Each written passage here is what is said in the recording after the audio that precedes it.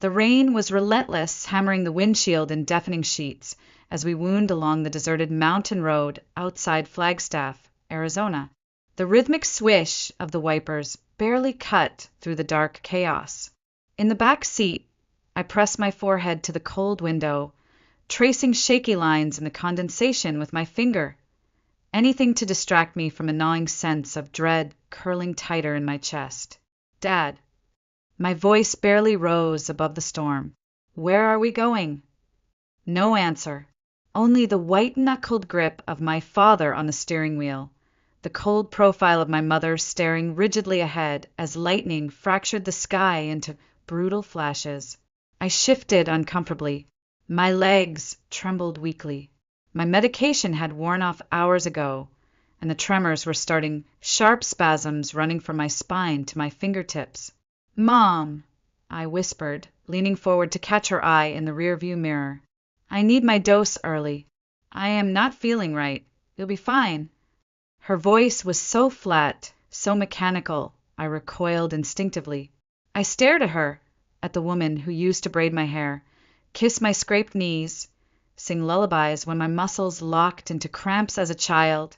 We turned onto a narrow dirt road, the tires sinking deep into mud. No streetlights, no houses, just endless rows of towering pines and darkness stretching like an ocean around us.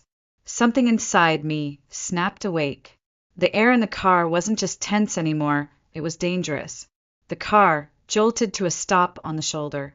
Get out. My father's voice was sharp, cruel. I blinked at him, confused. W what? The rain came down harder now, cold bullets soaking through the cracked window seal. This isn't funny, I said nervously, thinking, hoping this was some twisted joke. It's pouring. I can't even walk without help. What are you talking about? My father turned off the engine. Slowly, methodically. Then he got out, slammed the door, and came around to mine. The door yanked open. Rain and wind attacked my skin. Get out. I stared up at him, stunned. Dad, please, whatever I did, I'll do better, I swear, I'll be good. His fingers clamped onto my thin arm, wrenching me out of the car like I weighed nothing at all. I stumbled, knees collapsing into thick, freezing mud. The tremors overtook me at once, violent, humiliating. You're a burden, Mara. His words sliced deeper than the cold. We've done everything. Doctors, specialists, money, years wasted. I looked at my mother, silently pleading. Her expression didn't change. She couldn't even meet my eyes. The insurance ran out. The donations dried up. You're killing us. The last word hung in the air like a sentence. My father shoved a backpack at me, a pathetic collection of essentials tossed into a cheap school bag. It splashed into a puddle beside me, soaking through immediately. I gasped through chattering teeth. You're leaving me here? Neither of them spoke. My father slammed the trunk, walked back around, and slid into the driver's seat. My mother followed. The taillights flared against the wall of rain, and then faded into the distance without so much as a goodbye. I lay motionless in the mud, shaking, drenched, unable to stand. The bitter realization sank into my bones along with the rainwater. They left me to die, alone, utterly alone. I don't know how long I lay there. Minutes? Hours?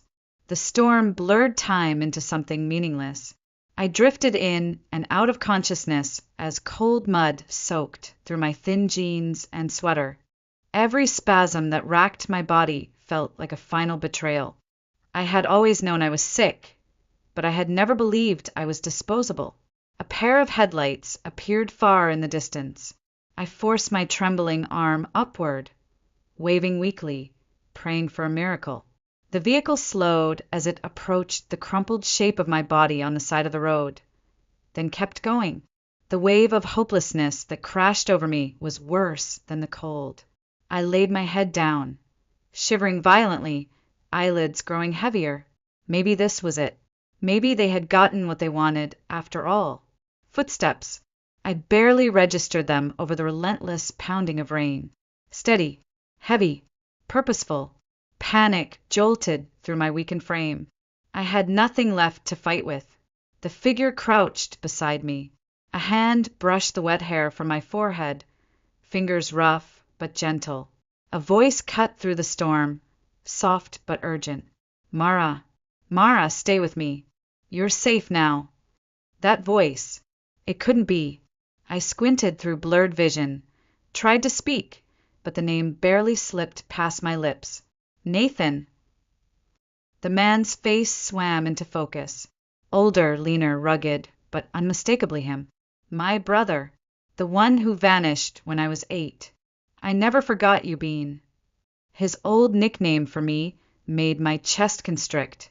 I've been watching. I knew something wasn't right. I couldn't process any of it. My body betrayed me again, fading into blackness against the warmth of his chest as he carefully lifted me from the ground. The last thing I heard before unconsciousness swallowed me whole was his voice. You're safe, Mara. I've got you. The first sensation I felt was warmth, blessed warmth, a soft blanket tucked under my chin, the comforting crackle of firewood burning.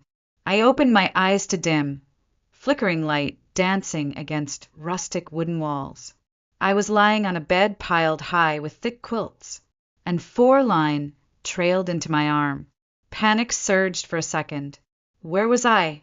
The door creaked open, and Nathan stepped inside, carrying a mug that steamed in the cold air.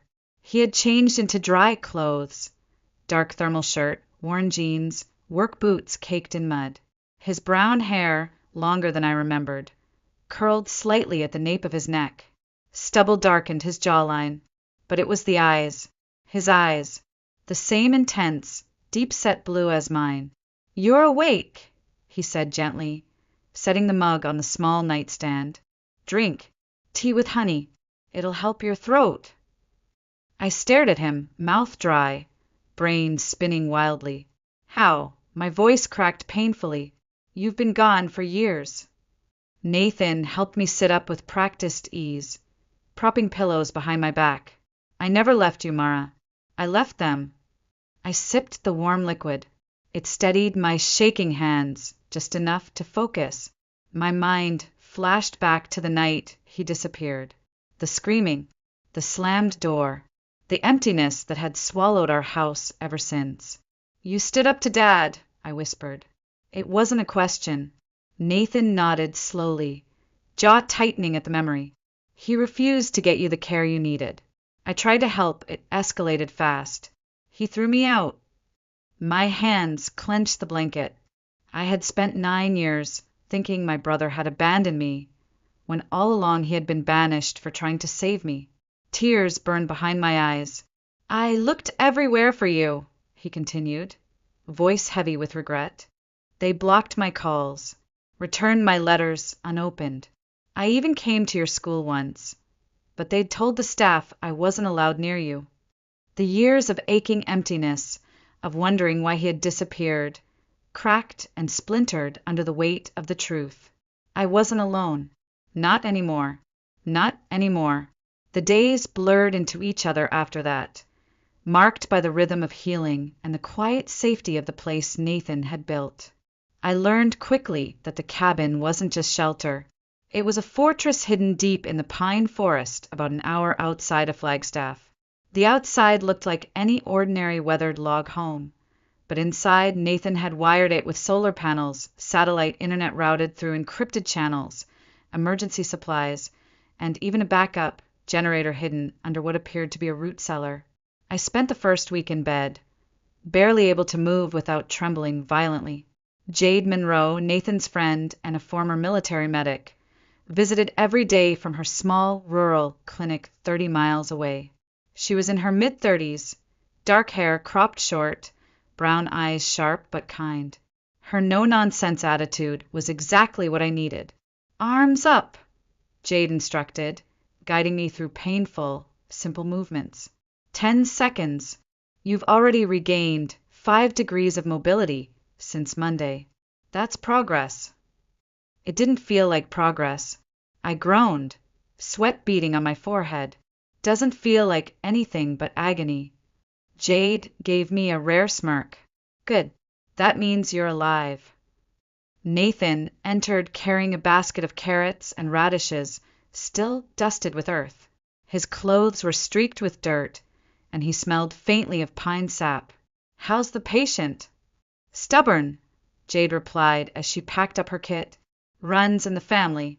Nathan winked at me. You'll fit right in here then. When Jade left, Nathan helped me out onto the small porch. A soft breeze stirred the tall trees. From this vantage point, I could see the greenhouse, the small workshop, even a tiny stream winding lazily through the property. I leaned back against the chair, exhausted but strangely at peace. You did all this yourself? Nathan nodded. Mostly. I had help from a mentor I met in Denver. Old guy, Vietnam vet. Taught me how to live off-grid, how to build, how to disappear. You were hiding? I asked. Not hiding, just staying off their radar. It's harder for them to find you if you leave no digital footprint. I didn't ask who they were. Not yet. A cold pit had already settled in my stomach. I stared at the scar that ran across the knuckles of Nathan's right hand. A souvenir of the last fight with our father, I realized. That night, as the crackle of firewood filled the silence between us, I finally whispered the question that had haunted me for years. Why didn't you come back? Nathan exhaled slowly, staring into the flames. I tried, Mara. I tried so many times. I tracked hospital records. I checked missing persons databases. I joined online support groups for your condition under fake names, just in case you posted. They told the police and the schools I was dangerous, unfit, abusive. His hands clenched tightly around the metal cup. I couldn't risk them taking you away for good, so I waited and watched from a distance. The grief and betrayal roared up inside me like a wildfire. Years of suffering, of thinking I had been abandoned by everyone, when the truth had been twisted beyond recognition. I reached across the table and placed my trembling hand over his. You never gave up. Nathan's voice softened, thick with emotion. I never will. I closed my eyes as tears silently slid down my cheeks. For the first time in almost a decade, I allowed myself to believe something I had stopped daring to hope for. I wasn't alone anymore. The routine of safety didn't last. It never does. On the 4th week after Nathan found me, as autumn winds swept through the pine forest and the mornings grew colder, something shifted. Nathan became restless. He stopped working on the greenhouse, spent more time inside reviewing camera footage from the multiple hidden trail cams around the property. I noticed the dark circles under his eyes deepen. One evening, I woke to hushed voices. The faint glow from the computer room spilled into the dark hallway. I pulled myself up, using the cane Jade had brought for me, and moved toward the light. Nathan and Jade were standing over a monitor. I could barely hear Nathan's tight voice. They're getting too close. I cleared my throat. Both of them jumped. What's going on? I asked, heart beginning to race. Nathan sighed heavily and motioned me to sit. The screen showed grainy footage from earlier that day. A dark sedan had stopped near the edge of the property line. A tall figure in a black rain jacket walked cautiously toward the cabin, pausing, looking around, then slipping a white envelope under the door before retreating quickly back into the woods. The blood drained from my face. Who was that? Jade shook her head grimly. Not law enforcement. Not any neighbor. Whoever it was didn't want to be seen. Nathan handed me the envelope. My hands trembled as I slid the folded paper free. Just one line was typed in cold, sterile font. You were never meant to survive. Stop digging. I stared at it for a long time. The letters burned into my brain. My heart pounded violently in my chest, an icy wave of terror washing over me. Nathan reached out and took the letter, his expression darkening into something dangerous. They found us. I shook my head slowly. No, they found the cabin. They don't know what else we know, or who I've become. Nathan's mouth twitched slightly at the corners, the barest trace of a proud smile flickering behind the hard lines of tension. That's my sister. I stood shakily, gripping the cane harder than I needed to. I'm done running, Nathan. He watched me carefully. Are you sure? Once we push back, there's no pulling back into the shadows. I nodded, my voice clear despite the trembling of my limbs. They left me to die. They tried to erase me.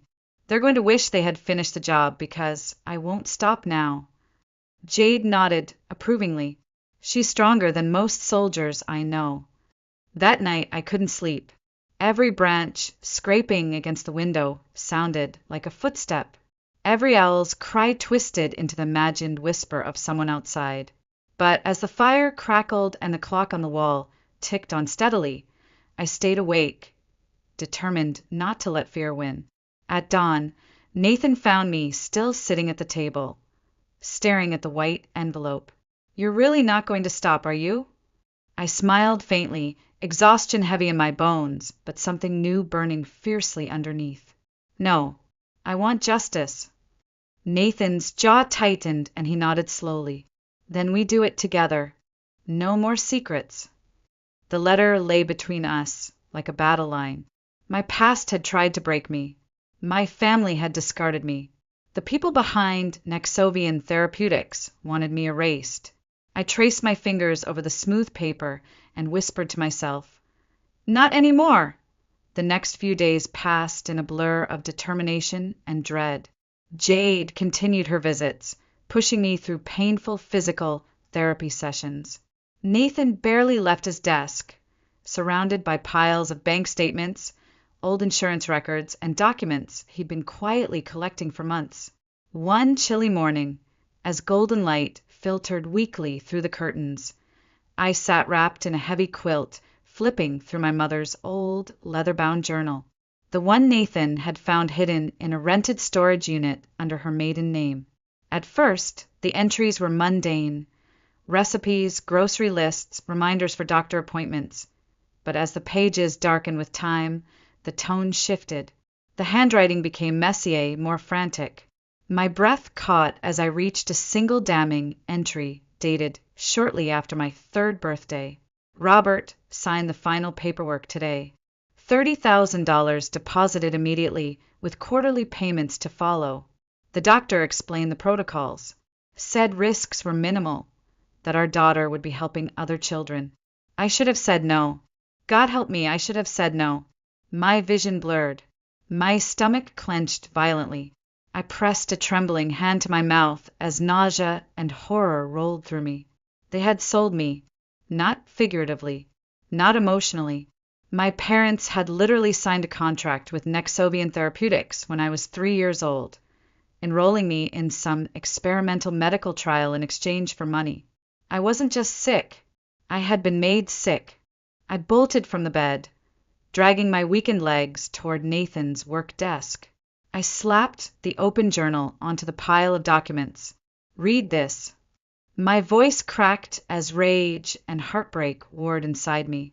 Nathan froze, scanned the page, and visibly paled. His expression hardened into something cold, almost frightening. I found this name on some of the medical forms, too, he said, pulling up files on his laptop. Nexovian Therapeutics. It's a private pharmaceutical company.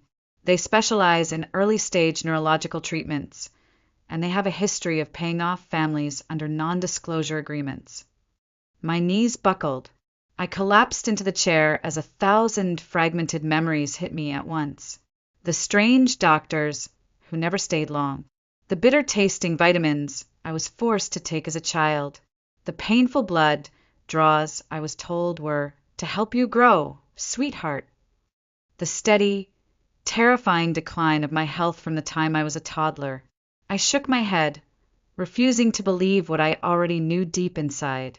They experimented on me like I was a lab animal. Nathan's eyes blazed with fury.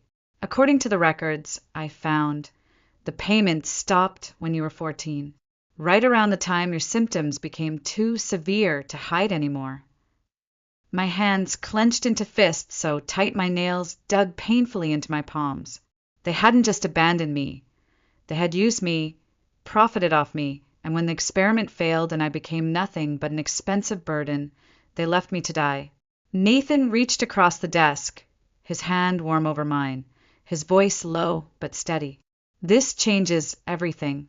This isn't just parental betrayal anymore. This is criminal.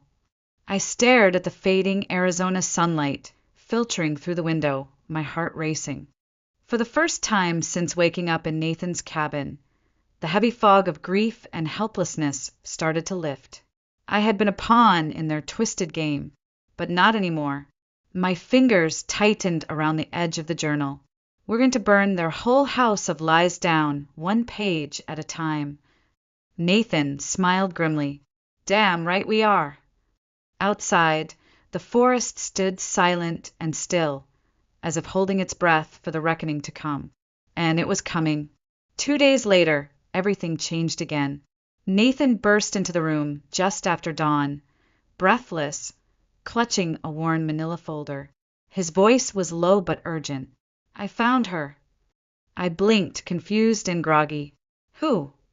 Dr. Simone Laird, lead researcher on Nexovian's neurological protocols. Nathan dropped the folder on the table. She left the company under mysterious circumstances 3 years ago. Disappeared from the medical field completely. But she resurfaced last year, teaching biology at a small community college near Phoenix. My pulse quickened. You think she knows what they did to me? She was there, Nathan said grimly. If anyone can give us answers, it's her. Jade paced nervously as we prepared for the trip. I don't like this, she muttered. They already know where the cabin is. They could be watching. Nathan nodded tightly. I'll draw them off. You two take the back road south. I've already planned the routes and packed emergency supplies in the Jeep. If anything happens to me, don't say that. I cut him off sharply. My heart clenched at the thought. He smiled, faintly, resting a hand on my shoulder. I'm not going to let them stop us now, Mara. We're too close. The plan worked. Late that morning, Nathan left in the truck. We watched from the tree-line as the same black SUV from the trail cameras pulled onto the road minutes later and followed him. Jade didn't wait. She helped me into her old tan Jeep, and we slipped away along the winding forest roads toward Phoenix. The hours crawled by, nerves raw with every passing car. We arrived at the meeting point just after sunset, a deserted picnic area deep inside a state park. The only sound was the wind rustling through the dry leaves and the distant chirping of cicadas. Dr. Simone Laird was nothing like I expected. I'd imagined a cold corporate scientist. Instead, she was a petite woman in her early 50s with tired hazel eyes and hands that wouldn't stop fidgeting. As Jade helped me slowly to the bench, Dr. Laird's expression softened with recognition. The tremors, the weakness, phase 3, she whispered under her breath. I stared at her. What do you mean? She exhaled shakily. You were part of the phase 3 trial. 27 children were enrolled. Within 5 years, 24 suffered catastrophic neurological damage. I couldn't breathe. What happened to the others? One relocated overseas. One died in a car crash. You're the last one, Mara. The words hit me like a punch to the chest. Jade narrowed her eyes. Why were the trials allowed to continue? Dr. Laird looked away, shame written across her face. Pressure from investors. Timelines shortened. Safety protocols ignored. When I tried to intervene, I was forced out. They offered me money to stay silent. She shook her head bitterly. I walked away instead. She pulled a small flash drive from her coat pocket and slid it across the bench. Everything I could copy before I left. Trial records, internal memos, patient data. It won't heal you, but it might help you hold them accountable. I stared at the tiny device like it was a live grenade. Dr. Laird's phone buzzed suddenly. She paled. Without speaking, she showed us the message. Unknown car asking for you at your apartment. Claimed to be brother. No brother listed. Get out now. Dr. Laird shoved the flash drive into my hand and stood abruptly. You have to go. Now. Jade didn't waste a second. She helped me to my feet, half carrying me back to the Jeep. As we sped out of the park under cover of darkness, I stared at the precious piece of plastic in my hand, my heart racing with terror and hope. The truth was finally ours, and now they knew we had it. The drive back to Flagstaff felt endless. Every pair of headlights behind us sent a jolt of panic through my chest. Jade kept her eyes locked on the rearview mirror, knuckles white on the steering wheel. We're not being followed, she murmured finally. Not yet. I stared down at the flash drive, turning it over in my trembling fingers. It felt impossibly light for something that could bring down an empire. When we reached the cabin just before dawn, Nathan wasn't there. His truck was gone. No note, no sign of struggle, just silence. Panic clawed at my throat. I checked my emergency phone. The cheap prepaid one Nathan had insisted I keep hidden for this exact reason. One unread message blinked back at me from an unknown number. Arrested. False charges. Lawyer needed. Storage unit on Main Street. Key under third rock from north corner. Don't come. Not safe. I gasped aloud. Jade grabbed the phone from my shaking hand and read the text. Her jaw tightened. Damn it. They got to him. I swallowed hard, my mind racing. The storage unit. That's where the rest of the evidence must be. Jade nodded grimly. We can't risk waiting. If they planted someone at the cabin, they'll go for the unit next. Less than an hour later, we parked a block away from the downtown Flagstaff storage facility. It was early, barely past 6. The streets were still quiet.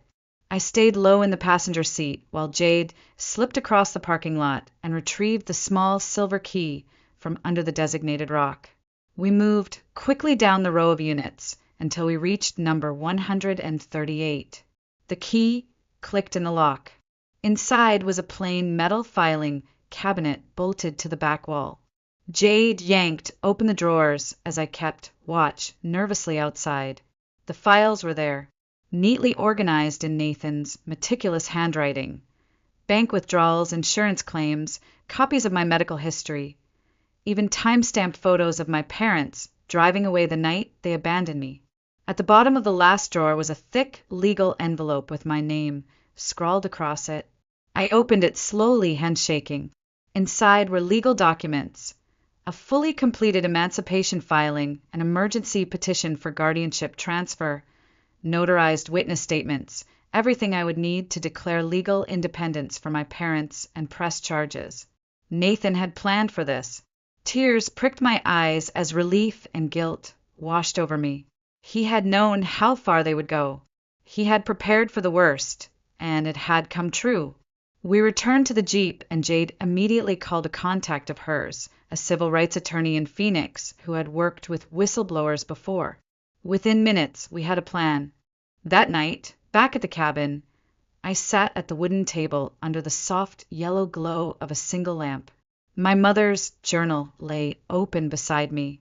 The threatening note from the stranger at the cabin rested next to the flash drive. I stared at both as Jade made tea in the small kitchen. So many pieces had fallen into place. I was no longer the helpless girl they had discarded. I was something far more dangerous now. A girl with proof. The fear still hovered at the edges of my mind. I had no idea what they would do next. But I knew one thing with absolute certainty. I was done hiding. They wanted me erased, I whispered into the silence. But I'm still here. Jade came to stand beside me, resting a firm hand on my shoulder. They made a mistake, Mara. I glanced up at her. What mistake? They underestimated what happens when survivors fight back.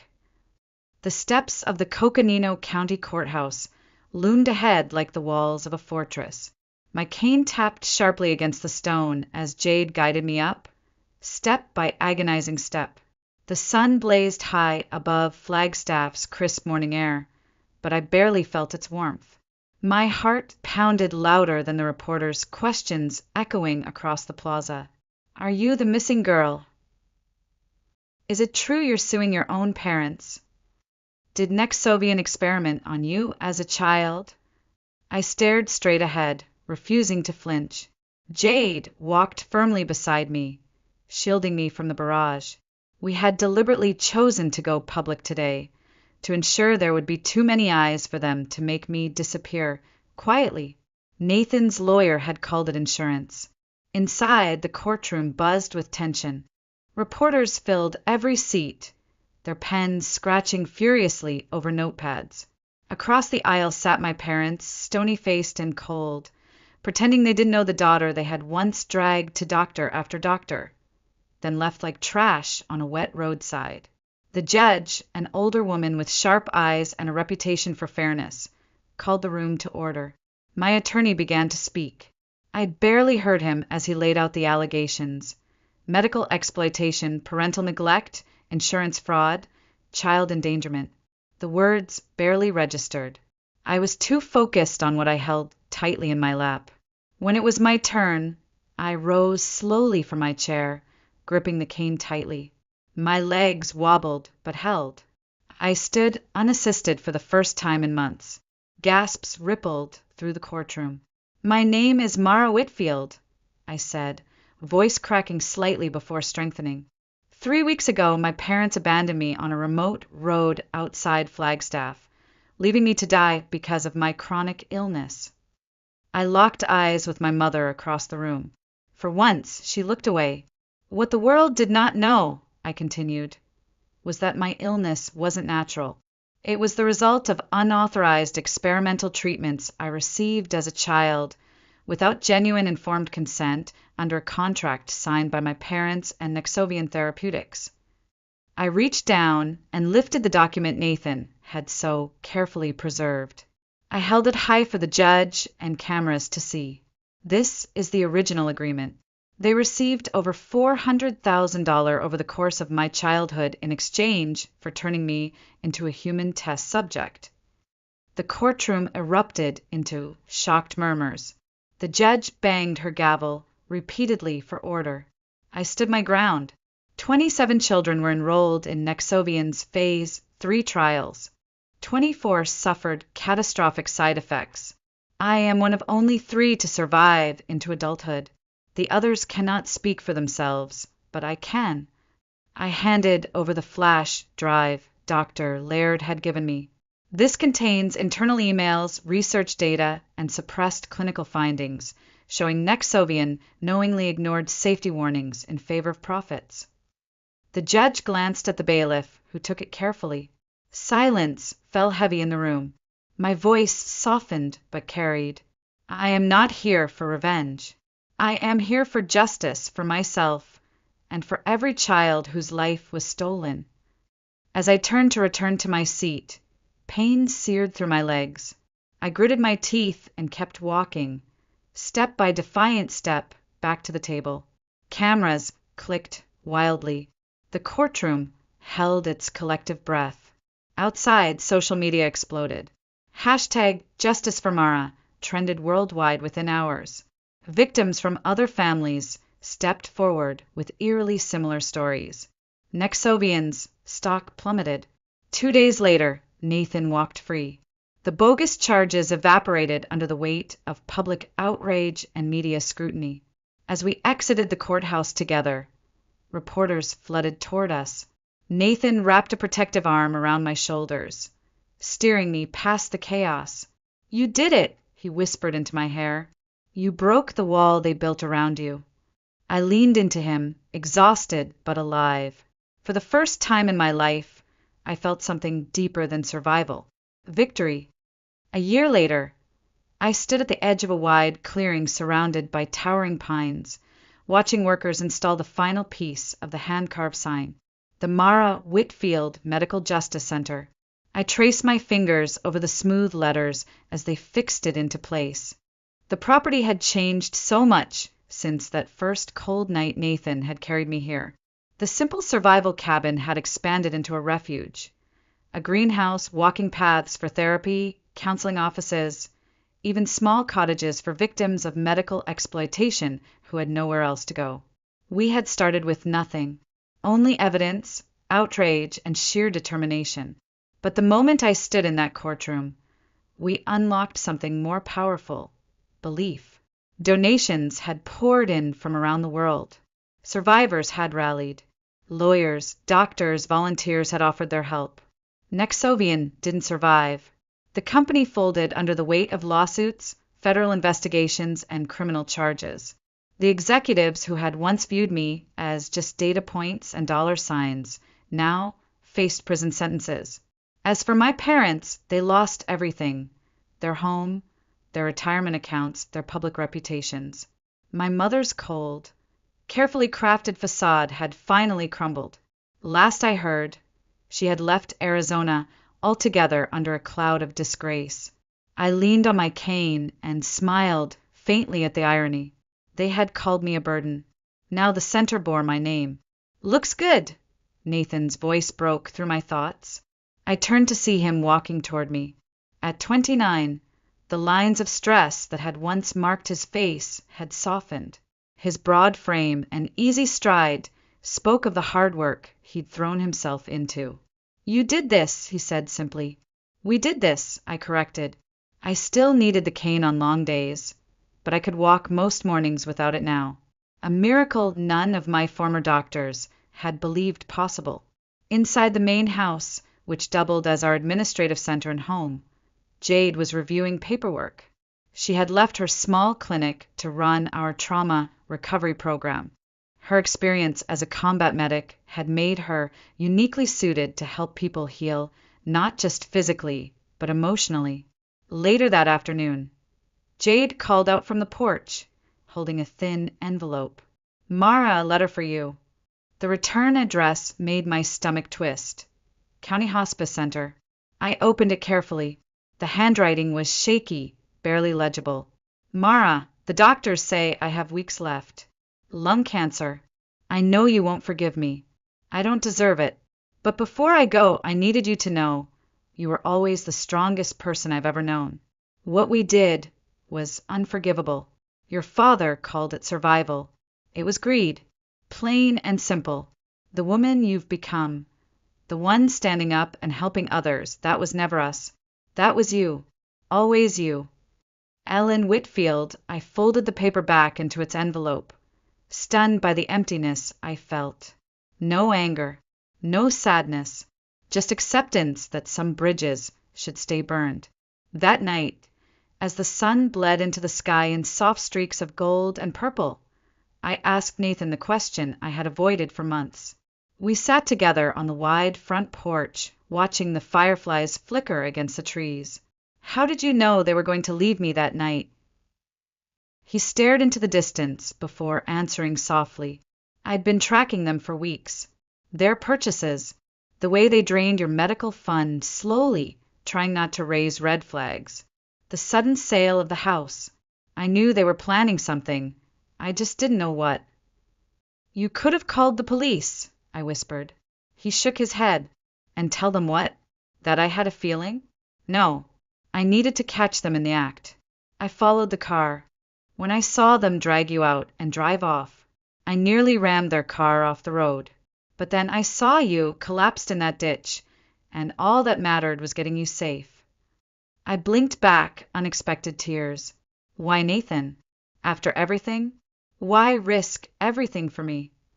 His reply was quiet, unshakable. "Because you were never a burden to me." The words settled deep into my heart, filling the space that betrayal had once hollowed out. I wasn't just a survivor anymore. I was home. The following day, I stood at the podium of the small town hall where the city council had invited me to speak.